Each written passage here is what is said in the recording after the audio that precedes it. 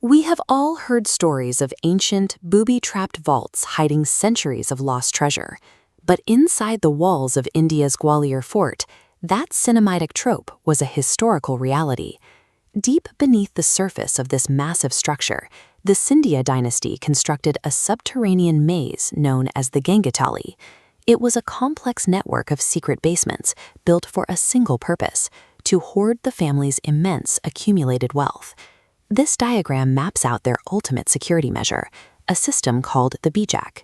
The Bijak was an offline, entirely verbal secret code passed directly from the reigning king to a single royal heir, ensuring the exact locations of the vaults remained completely off the books. By relying on a single undocumented password, the Scindias made their physical wealth virtually impenetrable to outside armies or thieves. But it also left their entire fortune entirely vulnerable to human mortality.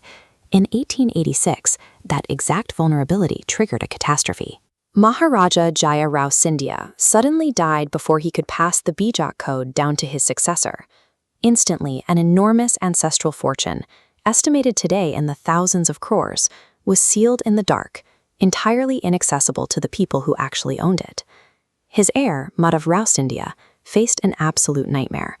The financial bedrock that powered his entire dynasty evaporated overnight, locked behind stone walls he could not penetrate. How do you run an empire when you have permanently lost the only password to your multi-billion-dollar treasury? To understand the stakes, we have to look back to the 18th century. The Scindia fortune started with Ranoji Scindia, a fierce commander who quickly rose through the ranks of the Maratha army. His successor, Mahadaji Scindia, took things further by building a massive European-style military force. These armies swept across the subcontinent, turning the Scindia family into the ultimate power brokers and kingmakers in Delhi.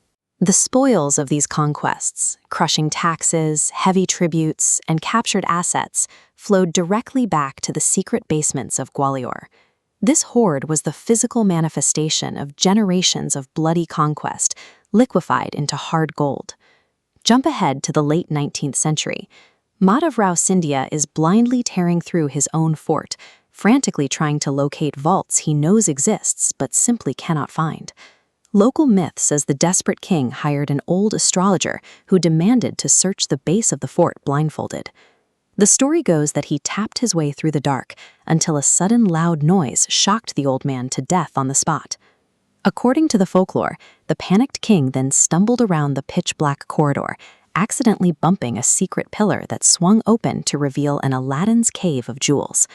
That cinematic climax makes for great gossip, but it completely obscures the highly calculated administrative reality of how the treasure was actually retrieved.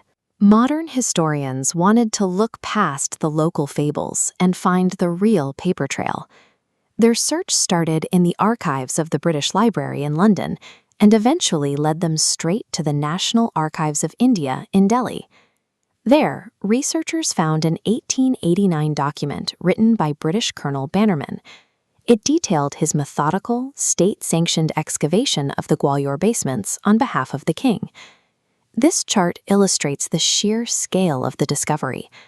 Bannerman's inventory documented over 14,000 diamonds, 37,000 pearls, and millions of silver and gold coins.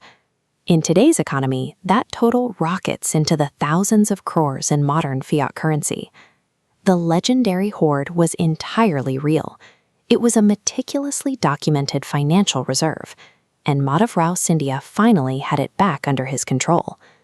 But the sheer stress of losing and hunting down his own inheritance took a heavy psychological toll on the king.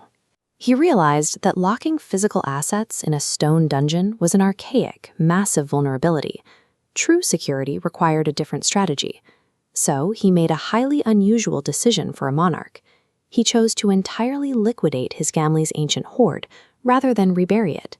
He brought in a financial advisor named F.E. Dinshaw, tasking him with converting this mountain of feudal jewels and antique silver into modern working capital. That single decision marked the end of the Scindia family's feudal economic era and forced their deliberate entry into modern capitalism.